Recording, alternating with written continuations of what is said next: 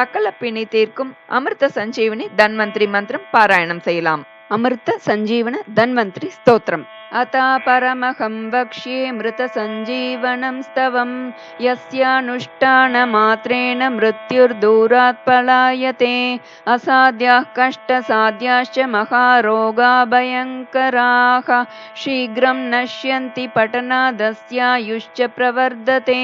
शाकिनी डाकिनी दोषाः कुदृष्टिग्रहशत्रुजाः प्रेतवेतालयक्षोता बाधा नश्यन्ति चाकिलाः दुरितानि समस्तानि नानाजन्मोद्भवानि च संसर्गजविकाराणि विलीयन्तेऽस्य पाठतः सर्वोपद्रवनाशाय सर्वबाधाप्रशान्तये आयुः प्रवृद्धये चैतत् स्तोत्रं परममद्भुतं बालग्रहाभिभूतानां बालानां सुखदायकं सर्वारिष्टहरं चैतत् बलपुष्टिकरं परं बालानां जीवनायैतत् स्तोत्रं दिव्यं सुदोपमम् मृतवत्सत्वहरणं चिरञ्जीवित्वकारकं महारोगाभिभूतानां भयव्याकुलितात्मनां सर्वादिव्याधिहरणं भयग्नममृतोपमम् अल्पमृत्युश्चापमृत्युः पाठादस्य प्रणश्यति जलाग्निविषशस्त्रारि न हि शृङ्गी भयं तथा गर्भरक्षाकरं स्त्रीणां बालानां जीवनप्रदं महारोगहरं नृणाम् अल्पमृत्युहरं परं बाला वृद्धाश्च तरुणा नरा नार्यश्च दुःखिताः भवन्ति सुखिनः पाठादस्य लोके चिरायुषः अस्मात् परतरं नास्ति जीवनोपाय ऐहिकः तस्मात् सर्वप्रयत्नेन पाठमस्य समाचरेत् अयुतावृत्तिकं वात सहस्रावृत्तिकं तथा तदर्धं वा पठेदेतच्च भक्तितः कलशे विष्णुमाराध्य दीपं प्रज्वाल्य यत्नतः सायं प्रातश्च विधिवत् स्तोत्रमेतत् पठेत् सुधीः सर्पिषाः विषावापि संयावेणात भक्तितः दशांशमानतो होमं कुर्यात् सर्वार्थसिद्धये नमो नमो विश्वविभावनाय नमो नमो लोकसुखप्रदाय नमो नमो विश्वसृजेश्वराय नमो नमो मुक्तिवरप्रदाय नमो नमस्ते किल लोकपाय नमो नमस्ते किल कामदाय नमो नमस्ते किल कारणाय नमो नमस्ते किल रक्षकाय नमो नमस्ते सकलार्तिहर्त्रे नमो नमस्ते विरुजः प्रकर्त्रे नमो नमस्ते किल विश्वदर्त्रे नमो नमस्ते किल लोकभर्त्रे सृष्टं देवचराचरं जगदिदं ब्रह्मस्वरूपेण ते सर्वं तत्परिपाल्यते जगदिदं विष्णुस्वरूपेण ते विश्वं संहृतये तदेव निखिलं रुद्रस्वरूपेण ते संसिच्यामृतशीकरैर्हरमहारिष्टं चिरं जीवय यो धन्वन्तरि संज्ञया निगदितक्षीराब्दितो निःसृतो हस्ताभ्यां जनजीवनाय कलशं पीयूषपूर्णं ददत् आयुर्वेदमरीरचञ्जनरुजां नाशाय सत्वं मुदा संसिच्यामृतशीकरैर्हरमहारिष्टं चिरं जीवय श्रीरूपं वरभूषणाम्बरधरं त्रैलोक्यसम्मोहनं कृत्वा पाययति स्मयः सुरगणान् पीयूषमत्युत्तमं चक्रे दैत्यगणान् सुधाविरहितान् सम्मोह्य सत्वं मुदा संसिच्यामृतशीकरैर्हरमहारिष्टं चिरं जीवय चाक्षुषोदधि सम्प्लाव भूवेदपजशाकृते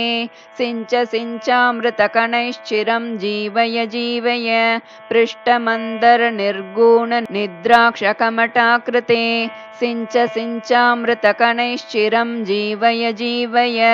याञ्चाचलबलित्रासमुक्तनिर्जरवामन सिञ्च सिञ्चामृतकणैश्चिरं जीवय जीवय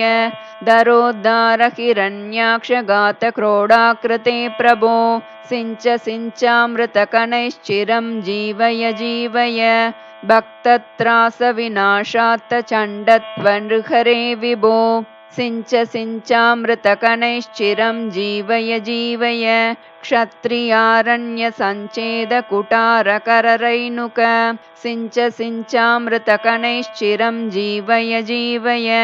रक्षो राजप्रतापाब्धिशोषणाशुगराघव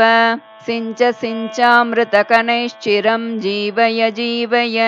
भूभारासुरसन्दोहकालाग्रे रुक्मिणीपते सिञ्च सिञ्चामृतकणैश्चिरं जीवय जीवय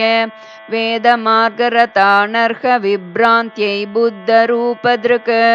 सिञ्च सिञ्चामृतकणैश्चिरं जीवय जीवय कलिवर्णाश्रमास्पष्टधर्मर्द्यै कल्किरूपभाक् सिञ्च सिञ्चामृतकणैश्चिरं जीवय जीवय असाध्याः कष्टसाध्या ये महारोगा भयङ्कराः छिन्दितानाशु चक्रेण चिरं जीवय जीवय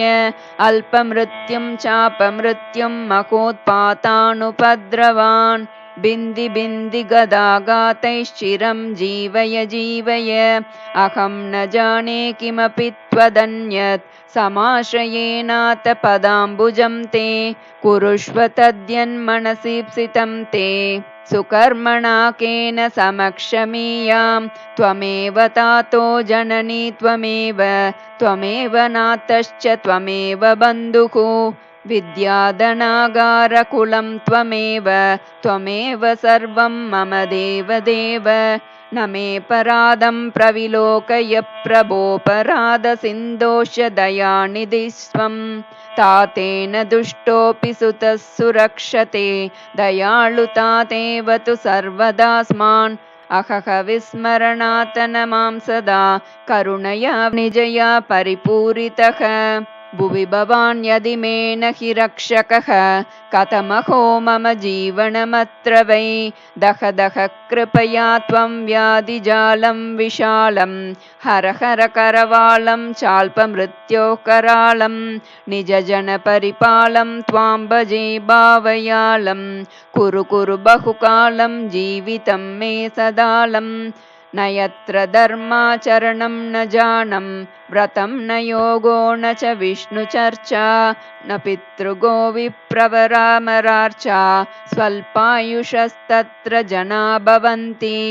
क्लीं श्रीं नमो भगवते जनार्दनाय सकलदुरितानि नाशय श्रौं आरोग्यं कुरु ह्रीं दीर्घमायुर्देहि स्वाहा अस्य धारणतो जापादल्पमृत्युः प्रशाम्यति गर्भरक्षाकरं स्त्रीणां बालानां जीवनं परं 150 शक्त्या तवा 25 पुस्तकानां द्विजेभ्यस्तु दद्या दीर्घायुषाप्तये भूर्जपत्रे विलिख्येदं कण्ठे वा बाहुमूलके सन्धारयेद् गर्भरक्षा बालरक्षा च जायते सर्वे रोगा विनश्यन्ति सर्वा बाधाः प्रशाम्यति कुदृष्टिजं भयं नश्येत् तथा प्रेतादिजं भयं मया कथितमेतत्ते मृतसञ्जीवनं परम् अल्पमृत्युहरं स्तोत्रं मृतवत्सत्वनाशनं मया कथितमेतत्ते मृतसञ्जीवनं परम् अल्पमृत्युहरं स्तोत्रं मृतवत्सत्वनाशनम् अल्पमृत्युहरं स्तोत्रं मृतवत्सत्वनाशनम् इति सुदर्शनसंहितोक्तम् अमृतसञ्जीवनधन्वन्तरिस्तोत्रं सम्पूर्णम् श्रीगुरुभ्यो नमः हरिः ओम्। எல்லா நோய்களையும் அழிப்பவனே, தங்கள் கையில் உள்ள அமிர்தத்தை தெளித்து எல்லா நோய்களையும் அழித்து எங்களுக்கு நீண்ட ஆயுளை கொடுங்கள் அப்படின்னு இந்த ஸ்தோத்திரத்துல சொல்லப்பட்டிருக்கு. இதை சொல்ல சகல நோய்களும் குணமாகும், நீண்ட ஆயுளை பெறலாம், சகல துன்பங்களும் விலகும், மன அழுத்தம் மற்றும் பதட்டங்களிலிருந்து விடுபடலாம், மகா ரோக நிவாரணியாக சஞ்சீவனியாக செயல்படுகிறது இந்த அமிர்த சஞ்சீவன தன்வந்திரி மந்திரம். அனைவரும் தவறாமல் இந்த நன்னாளில் பாராயணம் செய்து பலன் பெறுவோம். நல்லதே நடக்கும். நமஸ்காரம்.